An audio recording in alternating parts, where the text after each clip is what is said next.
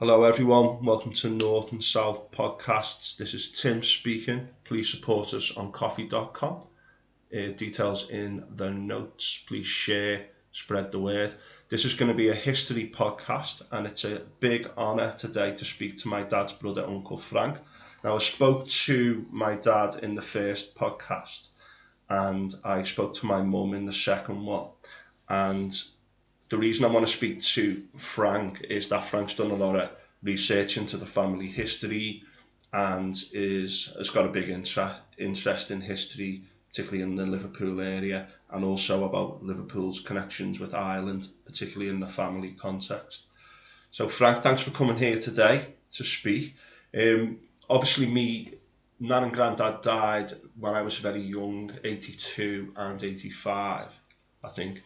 And I was 5 and 7 when they died. And my dad spoke a lot about them in his podcast. I know that you've done research into the family tree, but what are your memories of your mum and dad from when you were really young? Well, my earliest memories, I don't remember the war, but I know my parents lived in Delaware Street Yeah. in Bootle, and after the May Blitz, they evacuated originally to Rishton, Rishton near Blackburn, Yeah. to the home of my dad's oldest brother John. Dad stayed in Bootle and lived with his Aunt Maud in Keble Street. And after 3 months in Rishton, my mother moved to Wigan, and then my dad was reunited with her in Wigan. And they lived in Marsh Lane in Wigan, 10 Marsh Lane, and the home of a Mrs. Priestley. And that's where Terry and myself were born. And then about September 43, they moved back to Bootle and to Chestnut Grove. But I don't remember that part of it. But some of my earliest memories are of the Grove. And our house, number 18, was a 3-bedroomed house with a bathroom. When we first moved in, it didn't have any electricity. It was just gas. Yeah. For a long time, we didn't have any electricity at all. So, and times were hard after the war. Money was scarce. Things were on ration. My dad worked on the docks, which was a casual job. So money quite often was not in abundance. So technically we lived in the cold winter months, we more or less lived in one room of the house, which was the kitchen. And that was the only one that we could afford to keep lit with a fire. There was fireplaces in all the other bedrooms and other rooms, but we couldn't afford to have fires in all of them. And my earliest memories of, to be perfectly honest, Tim, is the time your dad was born. Yeah. 1947.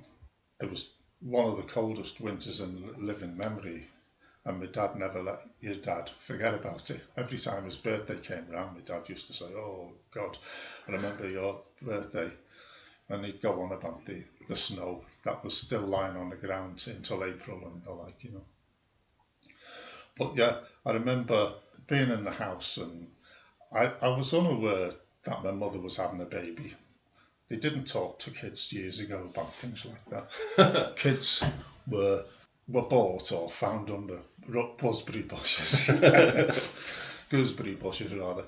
But yeah, I can remember a very cold day, and Tom and Terry and me were in the front room in the parlour, and my dad running around like a headless chicken up and down the stairs, because we had a fire upstairs in the bedroom then to keep her warm.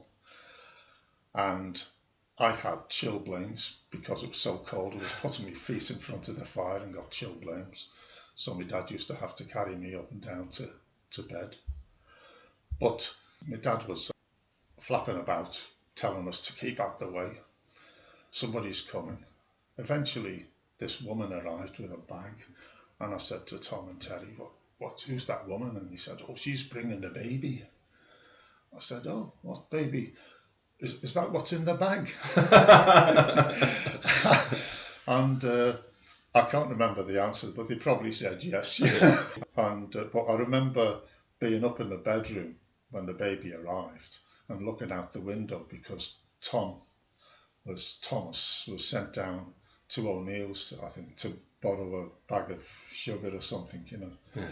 And I remember him looking at him through the bedroom window as he was walking knee deep through snow down the Grove. It was, horrendous, really. And the house was just cold.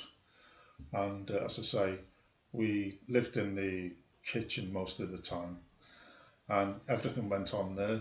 We listened to the wireless in those days, which only had two stations, BBC Light Programme and BBC Home Service. That was more like the news channel. We played and sang or drew or whatever we did. Everything happened there.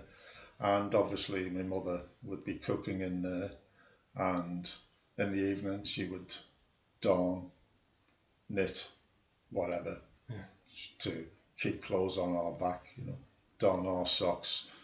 Nothing was thrown away in those days.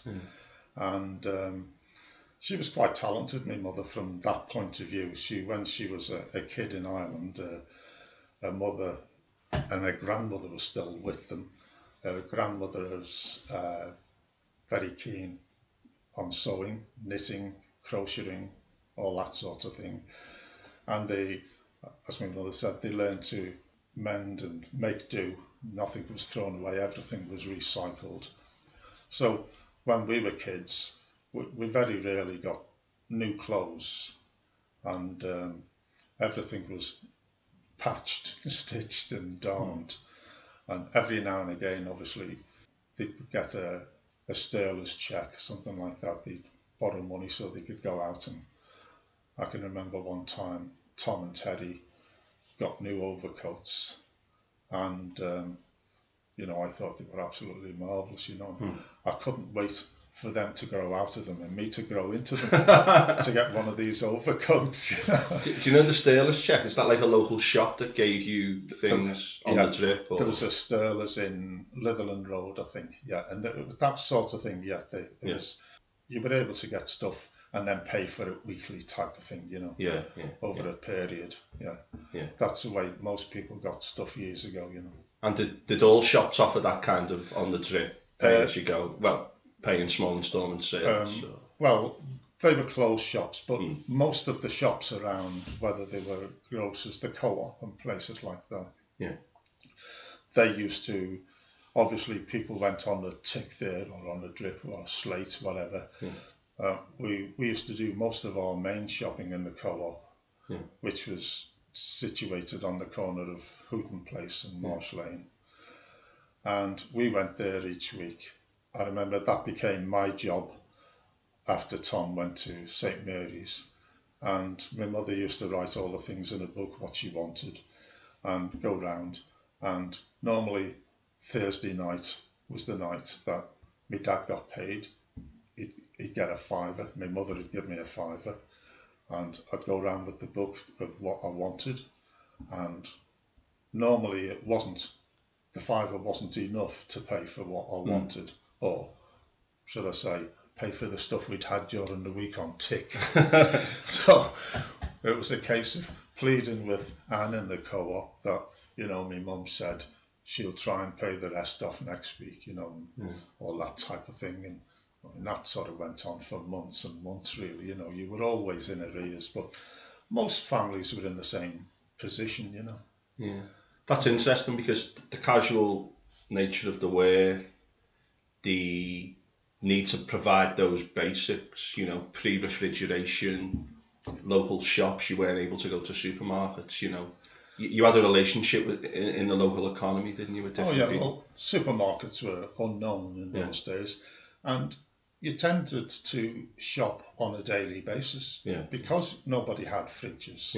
Food, particularly milk, was a problem. We used to keep milk in a bucket of cold water, that type of thing, So you tended to buy it as you needed it. So Yeah. you didn't stock up and do. Not that you could afford to go and stock up. Yeah. But generally, yeah, you did most of your buying on a daily basis. Yeah. And in those days, around Marsh Lane, there was no shop really like a supermarket. You went to the greengrocers for your potatoes and things like that, and the fish shop for your fish, the butchers for your meat and that sort of thing, you know. So they were all individual bespoke shops in effect, you know. That's fascinating. I mean, it's a different world, isn't it? Even to when I was growing up, and I remember the shops near my house used to be really busy with usually older ladies, women going shopping, getting the bits. My nan would go with a list of stuff and write down what she wanted, etc., etc. And now when I go past those shops, there's no one there, and the car dominates now, and we've got supermarkets everywhere. And there's definitely a community aspect that's gone. Oh yeah, I think from that kind of thing. you also had the corner shops that stayed open late, and you could always get tick in those, you know, get your stuff on the slate because everybody knew everybody. I can remember some of the corner shops, particularly on the corner of Rill Street and Bangor Street, Burke's. We used to go there sometimes. Whenever you went in the evening, there was always a huddle of women in there, local women who got in there, and it was a little social in there. You know, they would jangle and pass on information, and that's where you found out when anybody died and or who got into trouble or whatever the case may be. You know, that's where you found out all your information. I mean, now people know things straight away through the phones, but I think I remember when Everton won the league, the first time they won the league, the Everton fans didn't know till the next day because there was a result in Sunderland that didn't come through until the next day. But communication was different then. A lot of it was like word of mouth, and if the community had a place where they could meet together, then that was where you heard your info. Now it's different. I mean, a lot of people I know say, oh, have you seen such and such has died in the Echo? Or if people still go to church, they say, oh, such and such has died. But as less people go to churches and community places, people don't know who's living 2 doors away. Right. So it's a different world entirely, isn't it? Do you know your dad, my granddad, he never ever left England, did he? I believe the furthest he went was Stoke-on-Trent, is that right? Well, I believe he also went to Penryn in North Wales. All right. But also, he was a keen cyclist when he was a young lad, and apparently, lots of lads in his neighbourhood used to go out cycling at weekends, and he used to go as far as Blackpool and places like that. Really? Yeah. Wow.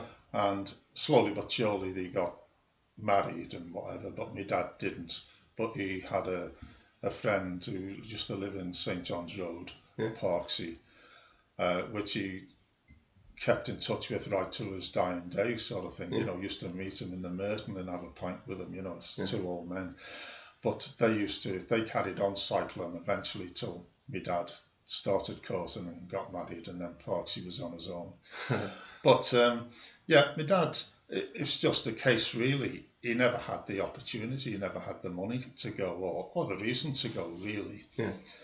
Yeah, he went down to Uttoxeter to a wedding one time with my mother and Auntie Josie, to a wedding of a woman that my mother used to be in service with before she got married, that again she'd kept in touch with, Bridget Kelly.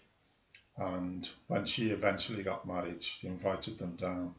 So they got my cousin Jimmy to drive them down there. But he did get the opportunity, you might say, to go to Ireland. When we left school and went to work, Tom and Terry particularly started off. So there was a bit of extra cash coming into the house. And then eventually my mother decided to go back to Ireland after she hadn't been home since before the war. Her parents had died and she just had Nora and brother Paddy there. And she decided to go back, and she took Des for the first few years, and he stayed there for 6 weeks of the summer holidays. But then when I started to go to work as well, we asked my dad, do you want to go to Ireland? And, we'll pay for you. But my dad really was deep down, was a bit of a shy sort of person, really. He was not he was a man's man. Yeah. And he wasn't really comfortable in the company of a lot of women. Yeah. For instance, when my Auntie Josie used to come to our house with her mother, Mrs. Jeffers, and so they'd have Mrs. Jeffers, Josie, my mother, and Nora. And he used to get up and walk out and go for a walk somewhere, things like that. And he'd come back and my mother would play hell with him. Why'd you do that? That's ignorance, Tom, Yeah.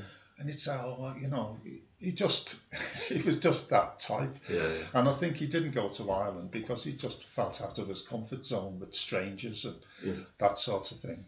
That's interesting. But having said that, when Nora arrived, he welcomed her with open arms, and he really loved her, and made her welcome. I think, just to make it clear to listeners, Tom and Mary are my nan and granddad, your parents, and then they have 4 boys, Tom, Terry, then yourself, Frank, then me dad, Des, and Nora was Mary's sister. Now, Mary came over to Liverpool before the war in the 30s, and Nora came over in 65 and lived with her and my granddad. That's right. And I remember when I was really young, I would go there and I didn't understand the dynamics. There was just these 3 lovely people who were living in that flat in Netherton. And whenever I went there, it was just such a warm, friendly place. I think you were there a lot of the time. We would go as well. Sometimes I might see Terry there. I think Tom was still in England then, and he lived not far away before he moved to Australia.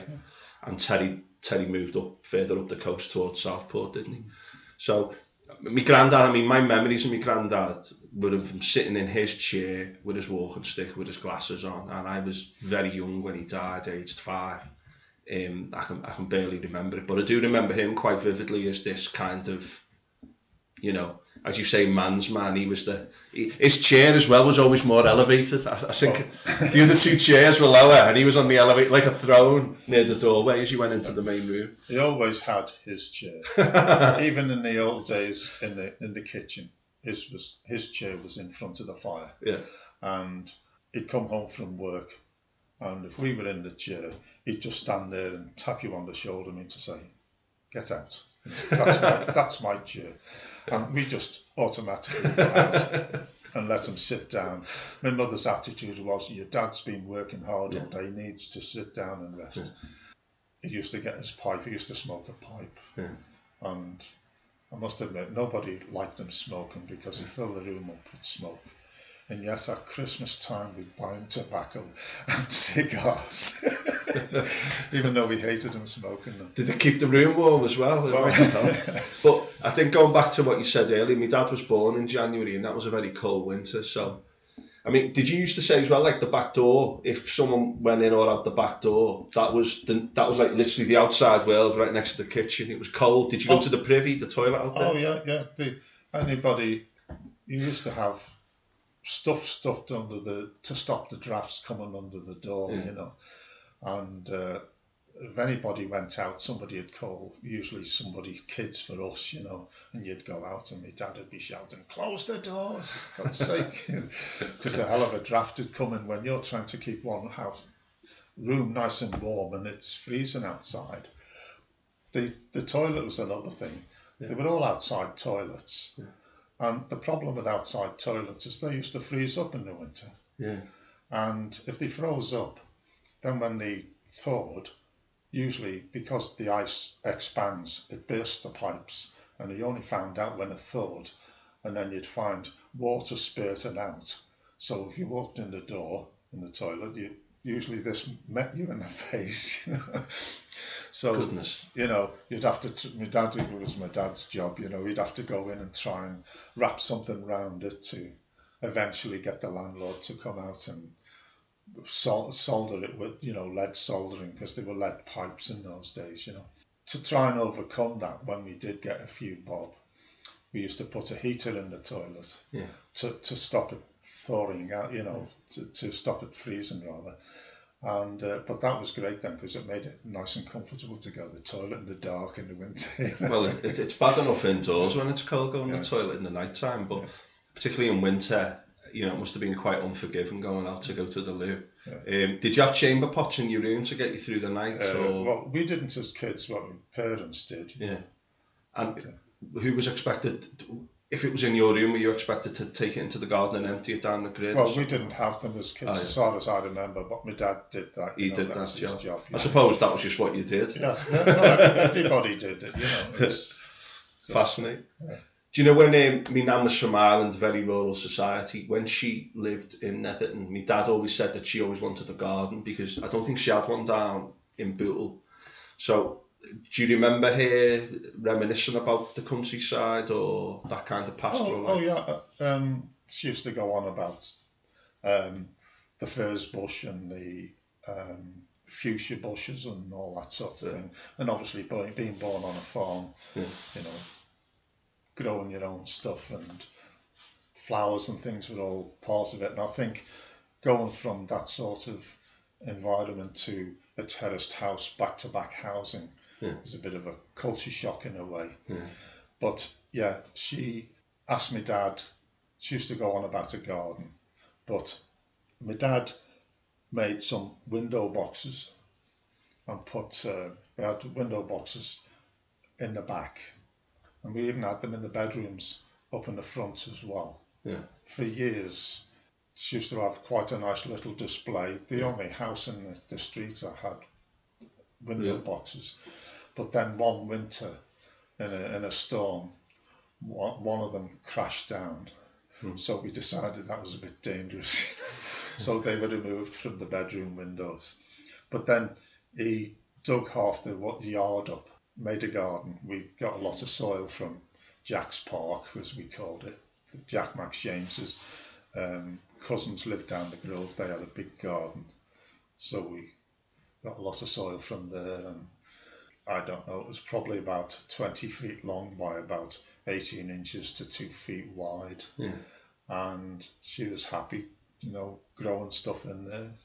When she did during the summer, she'd have all sorts of stuff growing in there. The biggest problem was keeping the cats out of it because the cats like to dig and bury their things. So I had to get nets and covers on it, But that was kept her happy.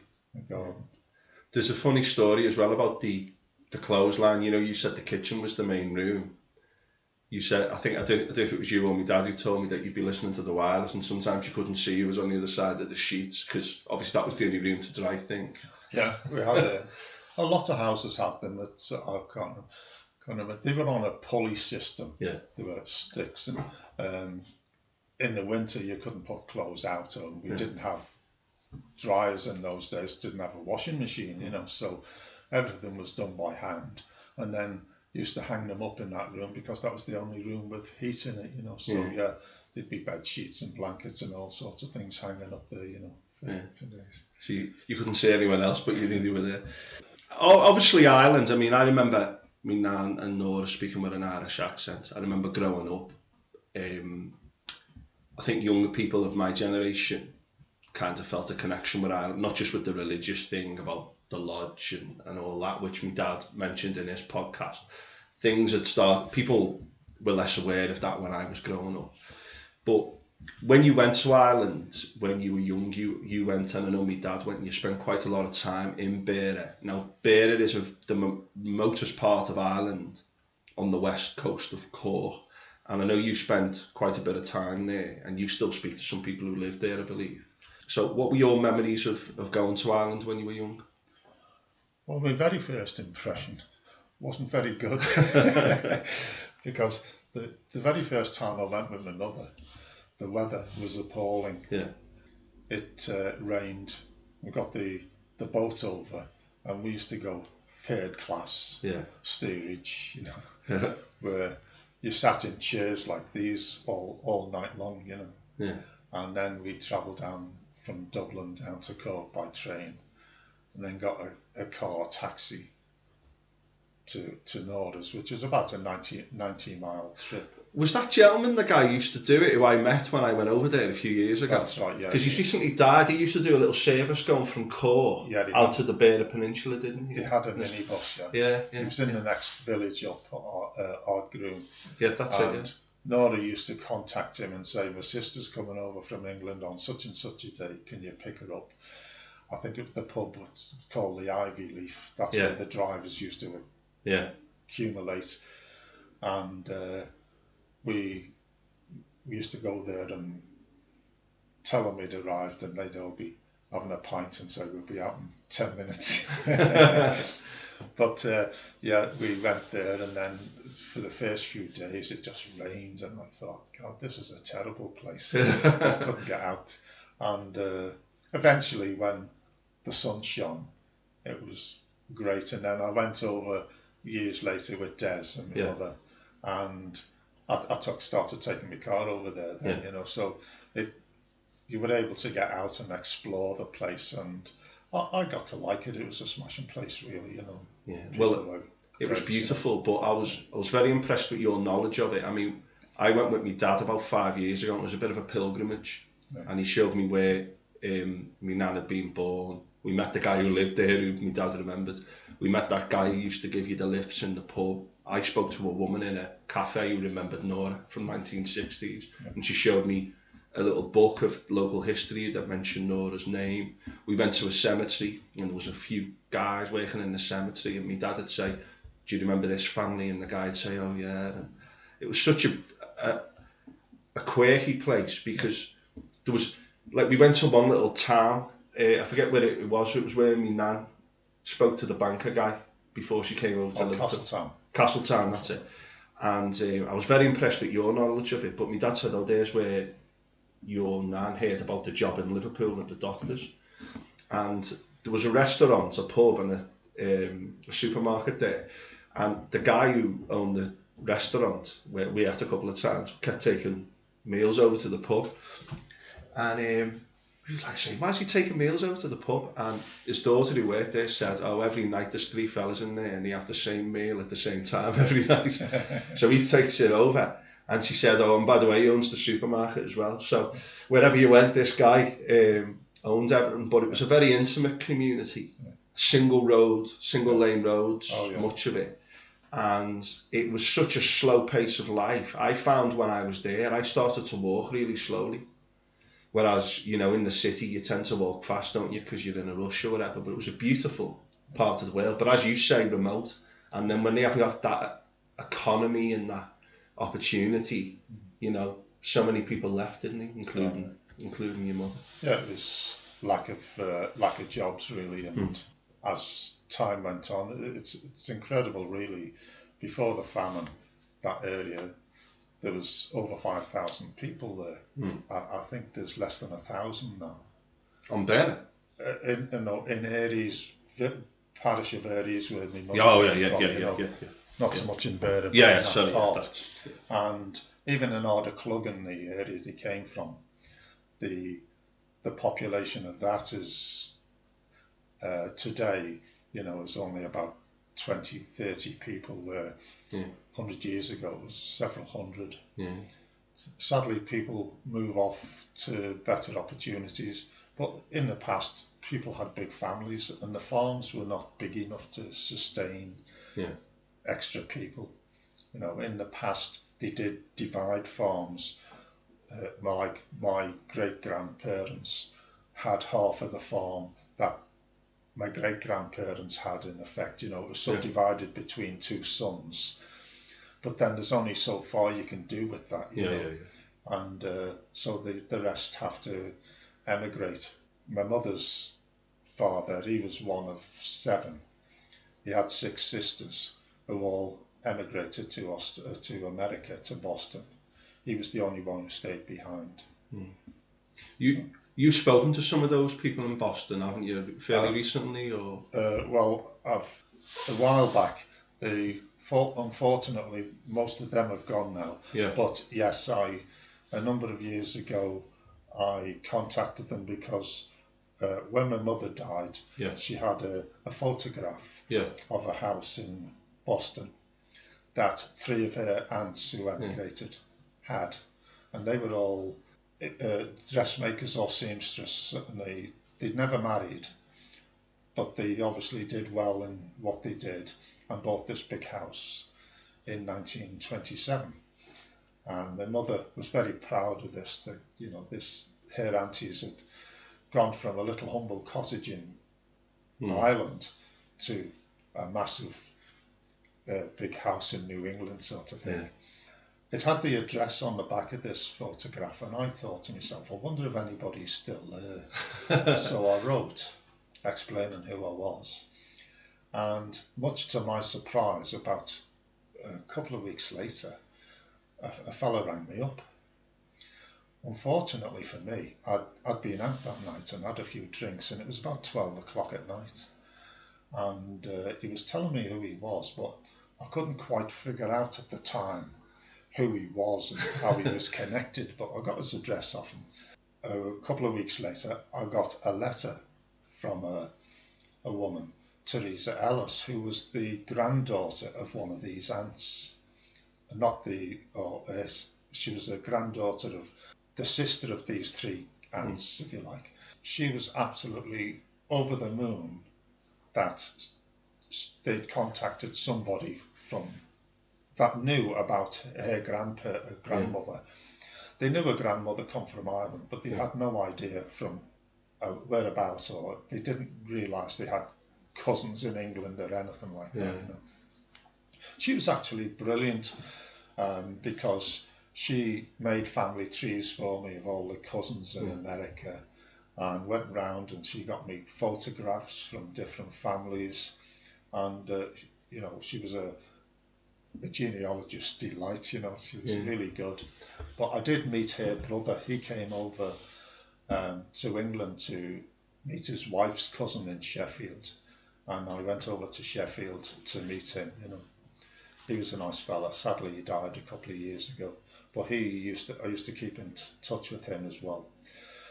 Teresa is now 97, and she's been living in a house in Malden, Massachusetts, for about 67 years in the same house.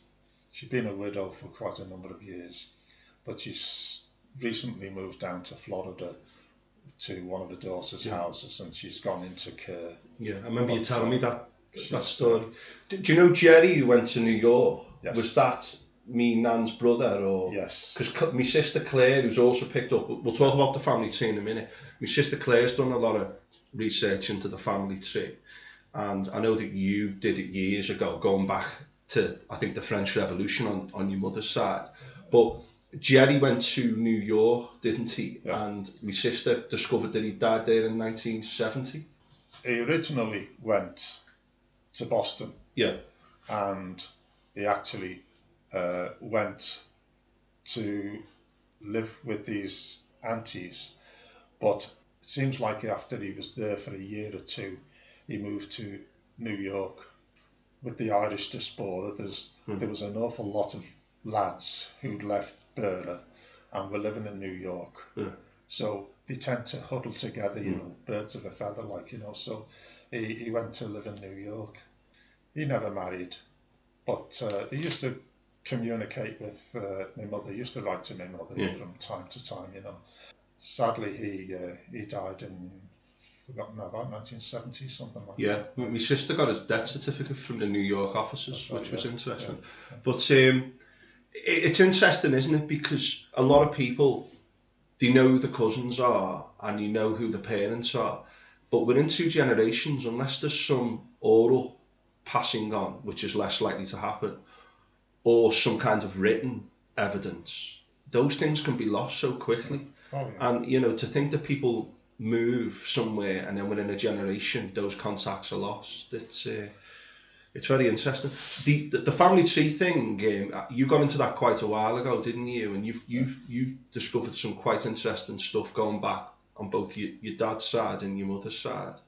Anything there of particular interest? Because I think you said your mother's stuff went back to the French Revolution, when there may well have been a church fire that destroyed all records of evidence before then, is that right? That was about the 1820s, which is Right. a bit Bit later. after that, yeah. Yeah, but probably my mother's granddad, great grandparents, they would have been alive during the 1798 Yeah. rebellion, Yeah. when French troops landed in Bantry Bay. Yeah.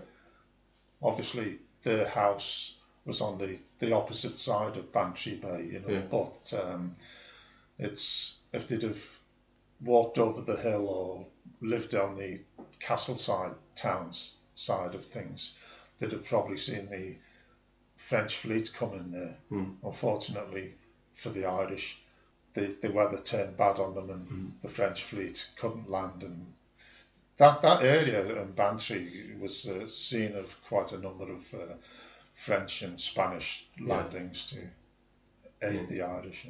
Yeah, I read about there was quite a few monuments near in Beira or just south to invasions or rebellions against the English. I think one of them dated back to the time of Hugh O'Neill. I don't know whether he came down that far from the north, to fight against the English. They fought in Kinsale. That's it, Kinsale. But there's a fantastic play about that called Making History by Brian Friedl, who's an Irish playwright. I think he gave me that. Did I give you that? Yeah. But that's a great book about the Irish rebellions. And because I believe that the first English, when the Normans went over there, the Normans kind of mingled with the Irish because they were the same religion. It was only later with Elizabeth, when it was Protestants coming over, that all of a sudden there was an issue. And then that led to that division between the settlers and the original inhabitants, and all that history that kind of followed from there. But it is a fascinating part of the world, but it's so beautiful and remote. What I also noticed as well is not many English go to Cork and Beira, but there was lots of Americans, French and Spanish who go there, and it must be a destination to go to Western Ireland to see this beautiful part of the world, whereas the English wouldn't tend to go on holiday to Ireland, as it were, which was quite interesting too. Probably the Americans go there because so many people from that part of Ireland emigrated to America. And most families in Beira throughout the generations have got relatives in America. Yeah, it's fascinating. I went into a McDonald's in Philadelphia, and it was in the suburbs, so you didn't get many tourists in there, and the people in there, literally the jaws hit the floor when they heard my accent and my sister's accent. And my sister's partner, who was Scottish, and they were like, "Oh, where are you from?" and all this, and all of them were like Irish roots. And I said, "Oh yeah, whereabouts are your ancestors from in Ireland?" She went, I don't know, but I'm totally Irish." And we went into a local soccer shop, and they had Celtic top but no Rangers top. So I went to the guy like joking. I said, "Where's the Rangers top, mate?" And he went, "You won't find that in here, man."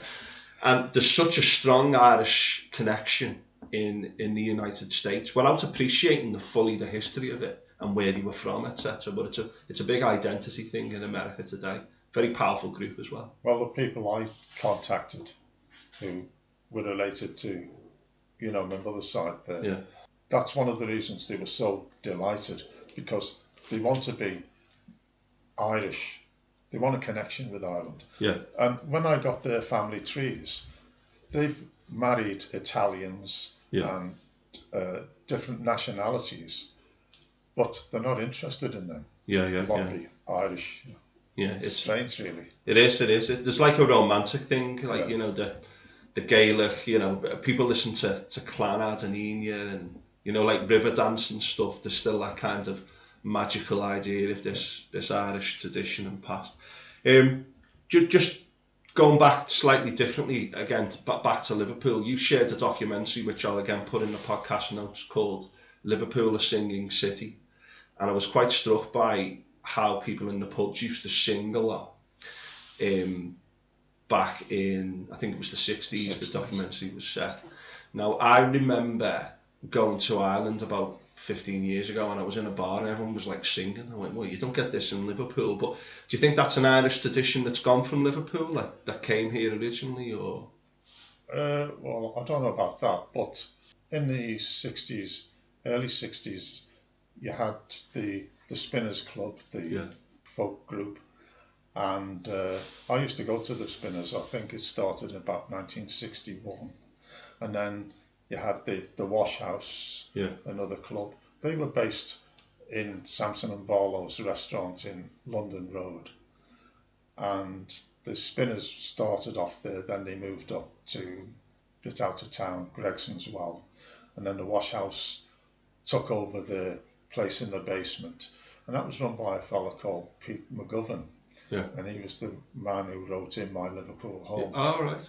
And they were great singing places. Is that him singing on that documentary? No, that's another chap called Tony Murphy that used to go there. And he wrote the song about the orange and the green. Yeah. That's a good one. Well, I remember the man. He was quite a shy man, really, and he'd written this song, and he asked Pete McGovern to sing it, and they said, "Well, why don't you sing it?" And he said, "Oh, I can't sing."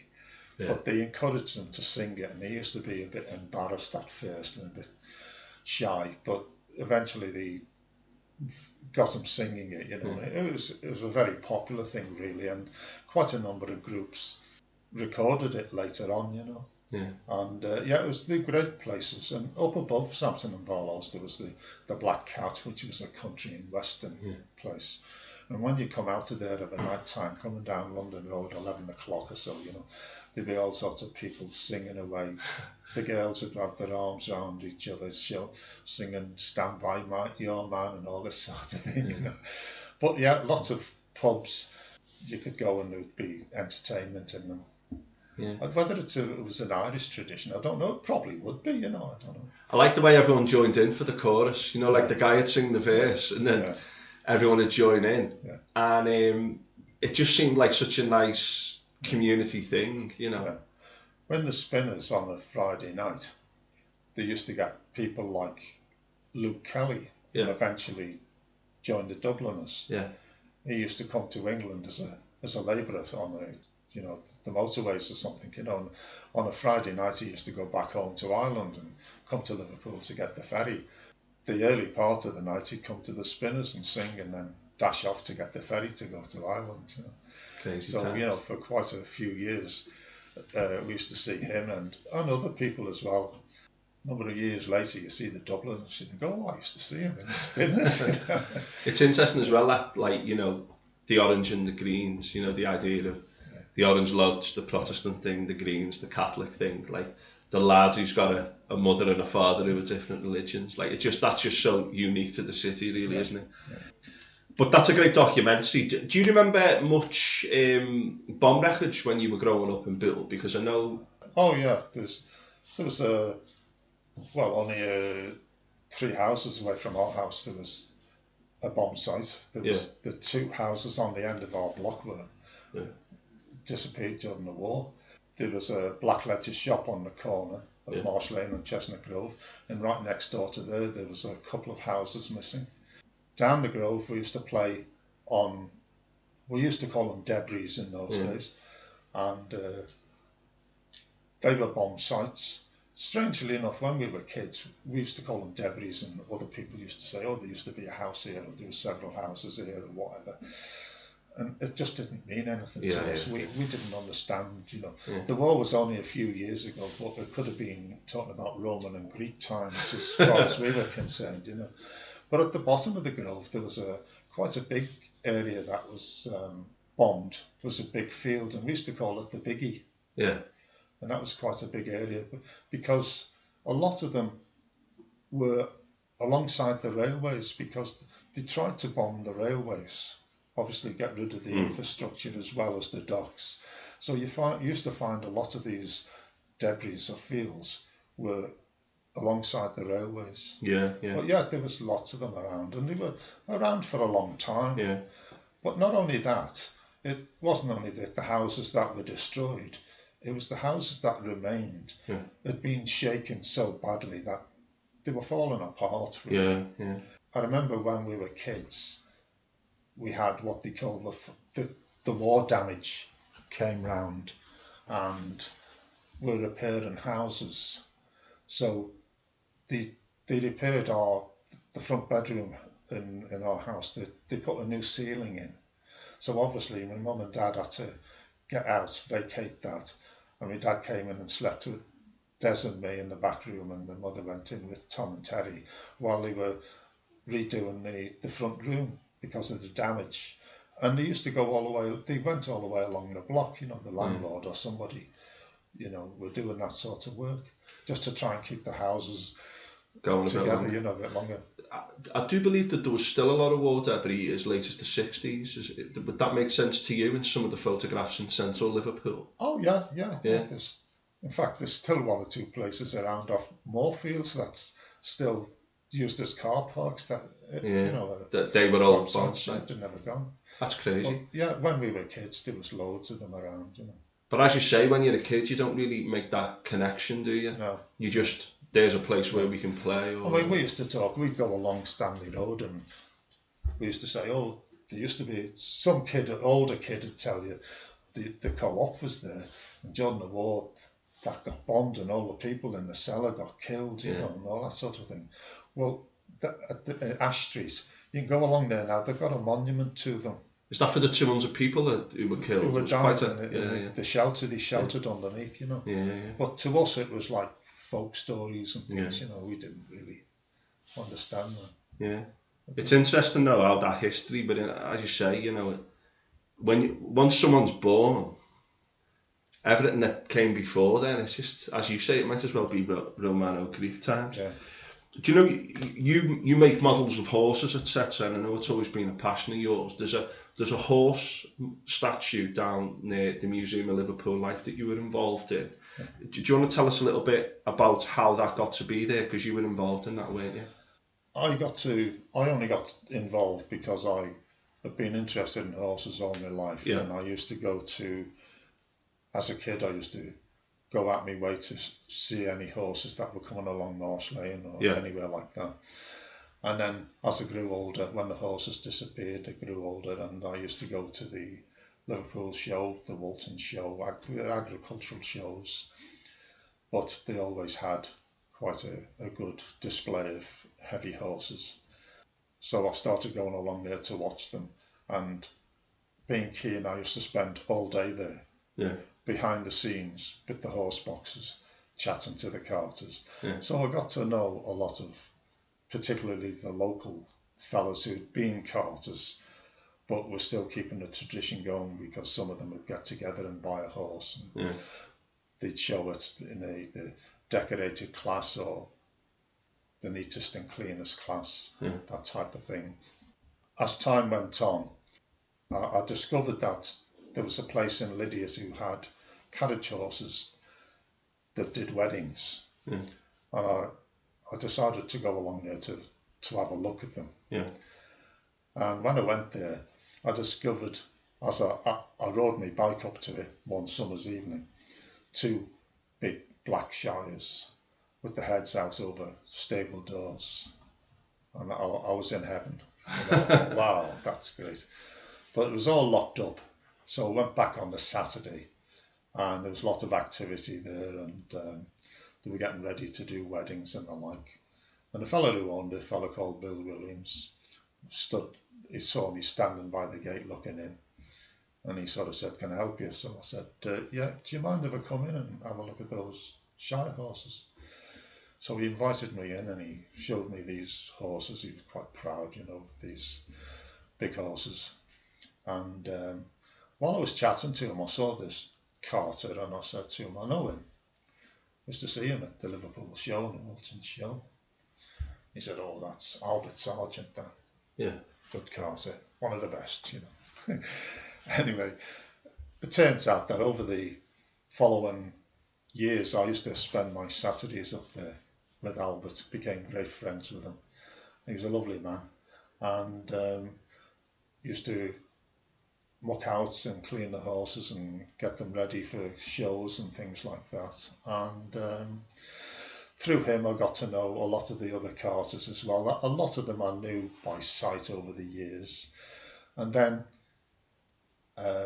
just trying to think, probably in the late 90s, these retired carters association decided they would like to make a statue to the horse, to the heavy horse that over the years started collecting and trying to fundraise, you know. So I got involved with Albert and the lads trying to promote it and get publicity out and get funds in and the like, which eventually they did. I think it was in 2010.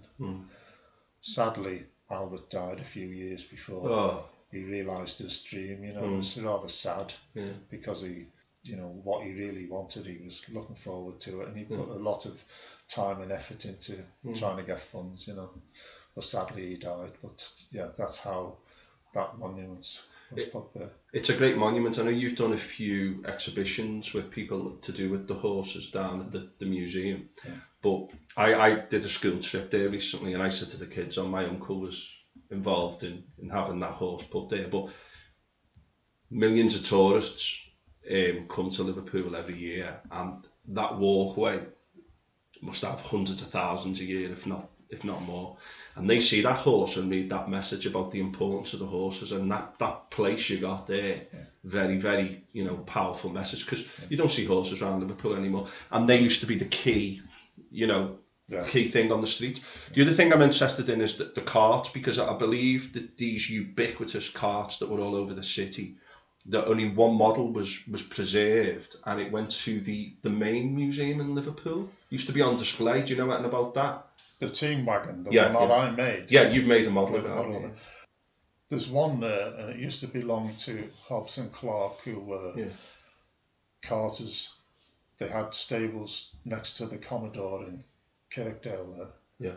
And when they got rid of the horses, they had one of their wagons refurbished, and they presented it to the museum.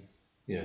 So that's why that's in the museum. And it used to be displayed in the what's now called the World Museum in William Brown Street. They had it there for years on a cobbled sort of road with two model horses in front of it. And then it disappeared out of view to the stores. And it's something I was always interested in, the wagons as well as the horses. And they also had a furniture van, a horse-drawn furniture van that they've got in there, which again belonged to a removals people. When they got rid of the horses, they had that refurbished and give it to the museum as well. John Mason of Wavertree. I had a postcard for many years of that, and I used to think I'd love to make a model of that. Yeah. Anyway, through the carters and the fundraising, I got to know the curator of the land transport side of things, a girl called Sharon Brown. Yeah. And I asked her if I would be able to go to the stores and measure up this team wagon. And she said, yeah. So I made arrangements and I went along. And she said to me, when you've made it, I'd like to see a picture of it. Yeah. So I said, yeah, I'll send you a picture of it. So when I made the wagon, I sent her a picture of it, and I got an email back. She said, wow, that's amazing. That's not what I was expecting. That's really good, you know. I'd love to see it in real life, you know. So obviously my head grew a bit, you know. And I arranged to go down, and I took the wagon down, and I took a few of my other wagons down. They were mainly farm wagons. And she was very impressed, and she took photographs of them. And I said, while I'm here, would you mind if I come down again and measured up the furniture wagon? So she said no. So I went down again, did the same thing, measured it up, took loads of photographs, came home, made a model of that. And each year the carters used to have a carters day, remembering the carters. So all the old carters used to go, and they used to put carters memorabilia on and show films and the like. And sadly, over the years since I've been going, a lot of the old men have died off. So now there's only one or two, and they are people who were really on the very end of the working horse, sort of my age really, you know. So she asked me if I'd display my models on this Carter's Day they used to have every year, which I did do up till the pandemic. That put a stop to it.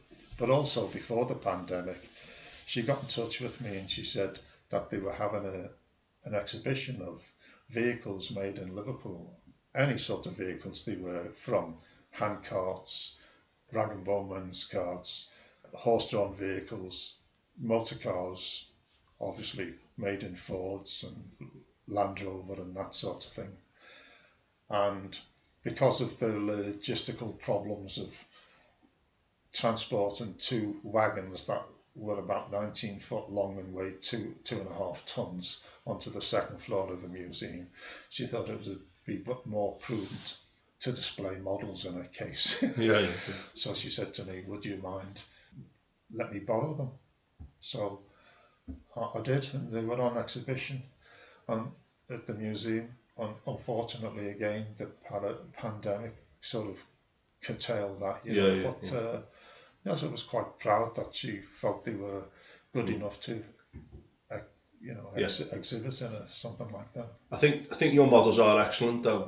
The amount of time you put into them and the finished product is spectacular.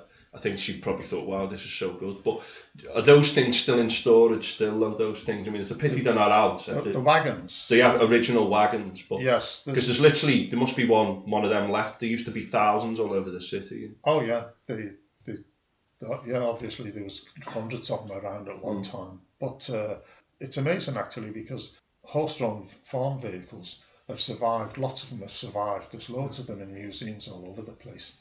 Because farmers had barns that they could shut them in and forget about them when they bought a tractor. But in cities, people who had horses and got rid of the horses and wanted a motorised lorry, well, they needed somewhere for it, so they got rid of the wagon, and quite often they were burnt. That sort of thing, So not an awful lot of them survived, which is rather sad, That is a pity, because those things they were such a part of the city, and then within a generation, technology, again, because they're quite big, they're gone. But I mean, it's good that they've been kept, and I'd like to think at some point in the future they'd be on display again. Well, the difficulty apparently is they haven't got the room to display them.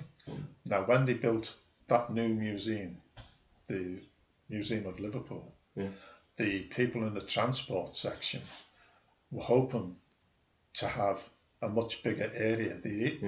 The idea of building that originally was because they've got all sorts of things in the stores, like they had that overhead railway train, and they've also got a steam engine, one of the first ones that run under the river. They were actually steam, but they had a system of pipes to condense the smoke. They've got one of them there, which weighs about 90 tonne, I believe, And they've got all sorts of cars and things and lorries, steam lorries and the like. But to get them in and out of the old museum, they had to knock walls down. And obviously it was quite a labour-intensive situation to remove them and the like. So they campaigned for ages to get a new museum on level where they could bring these things out of store and wheel them in. And then after a couple of years, take them out and put something else in, change them around. But when they built it, other people in the museum all wanted, oh, hang on a minute, we want a bit of space for our stuff. And So sadly, there was so much kicking up going on that the land transport people didn't finish up with an awful lot, really. That's a pity, really. But at least they're still in storage, and who knows for the future. Just over an hour now, Frank. So just one last thing was to do with my cousin Paul, who died in early 2004. He was your only child and your son, and it was a bit of a surprise. It was a sudden death syndrome. Well, it's more than a surprise. It was a shock. Yeah.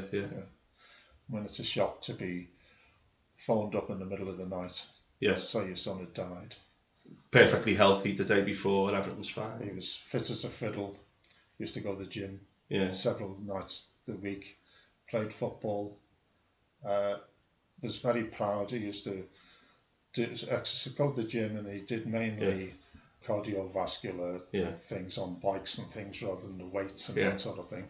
He's very proud of his heart recovery rates, that sort of thing, you know. And yet, sadly, he died of an undiagnosed heart problem. Mm. And sadly, he died in the night where probably if he'd have had a heart attack in the open somewhere, he might have survived. I don't know. Yeah. It's strange. About 6 months before he died, don't know whether you remember Mark Vivian Foley, who used to play the for football, Manchester City, yeah, collapsed and died on the pitch. yeah, Exactly the same sort of thing, sudden death syndrome, yeah, which is caused through different things. Some of them are arrhythmias, where your heart misses a beat. Paul's apparently was the walls of his heart went floppy and didn't pump properly, so they say. The problems that can be treated. yeah, If Paul had been diagnosed, yeah, he could have been treated and he could still be here today. Yeah. But unfortunately, they didn't. yeah, And there's been a number of cases. What's his name? Mwamba. Pat of Bolton. And a young lad his dad's Mark King, who's been campaigning for defibrillators to be put in all the schools. Yeah. Well, his son died. He was 12. Died at school. Yeah. I think in a swim and baths. And if these people had died and got help, they could have survived. But unfortunately, they didn't get help, and that was it. You know. I think the knowledge is a bit better because of the footballing cases in recent years, and I know even in my school where I work, we've got 3 defibrillators, but there are apparently tests that can be done that can diagnose these things. Yeah. We discovered after Paul died, a while later, there was a charity called CRY, which is Cardiac Risk in the Young. Yeah. We contacted them. It was set up by a woman. She's married to Mark Cox, the tennis player. Yeah. Now, they had a son, Stephen, who won a scholarship to go to America to be a tennis player, whatever. And while he was there, a lad collapsed and died on the courts. And they screened everybody. And Stephen, they found he had a heart defect. Yeah. And he was advised to go back home to England and forget about playing tennis. Yeah. When he got home, his mother was quite shocked. But then she started thinking she had 2 other relatives who died as relatively young men in the 20s. Suddenly, sudden death. So she started investigating it and going and asking doctors about it. And basically, she was told originally, well, there's only about 1 a year. Yeah. You know, if you've got nothing else to do, and worry about that, you know. But she started trying to collate information on people who died of sudden death. A lad called John Marshall, who just signed for Everton. Yeah. He originally came from Ormskirk, I think. They moved down to Southampton, and when he was 16 years of age, he come up to Everton and signed for Everton. And the night he signed for Everton, he died. And his mother, they started this organisation, Cry Up. Yeah. Now, they estimate that there's at least 12 young people die a week of sudden death, undiagnosed things. Now, again, she was told, what are you worried about? You know, children don't have heart attacks. You know, they don't have heart trouble. It's old people who have heart trouble. But unfortunately, her research has shown that children do have it. You know, and in some cases it's hereditary. They've discovered families where the father has died. They've checked the children, and 1 or 2 of the children have got it. That type of thing. Yes, they started off screening, going around the country screening people. ECGs don't pick up the problem, but ultrasound do. And we've been to demonstrations where they show you exactly what they do. And these so good, you know, they can measure the thickness of the heart, the walls of the heart, and do all sorts. And you can see it on screen. He's demonstrates on a live person, you know, and you can see it in Technicolor on there, his heart pumping away, and they do a good job. But because of this, John Marshall, teams like Everton started to screen them. Apparently in Italy they started it many years ago. Yeah. They screen everybody, and that's why they won't let that lad who's just had a heart attack on Ericsson. He used to play for Milan, was it? Yeah. And they won't let him carry on playing now. Yeah, he's come to England to play. He's come to England to play, you know. But they've been screening people for a long time. They also do it in the States as well, apparently. But we, for a long time in this country, weren't screening people. But I think now most of the Premiership teams do all that, you know. That's good. And I'll put details of Cry on the notes as well. Yeah. You know, obviously, you know, finishing on a sad note like that, I think it's important to get that message out there, and it's part of my history and the family history. But Frank, I mean, we barely touched the tip of the iceberg today in terms of your knowledge of Liverpool, Ireland, horses, transportation in Liverpool, the oral history you've passed on to me, the family tree work you've done with people all over the world. Thank you so much. And I wanted Frank to do this. My mum, my dad and Frank, I said, I've got to get podcasts with these people and record the family history. So I really appreciate your time today, and I hope people find this of use. And thank you again, Frank. Thank you. Cheers.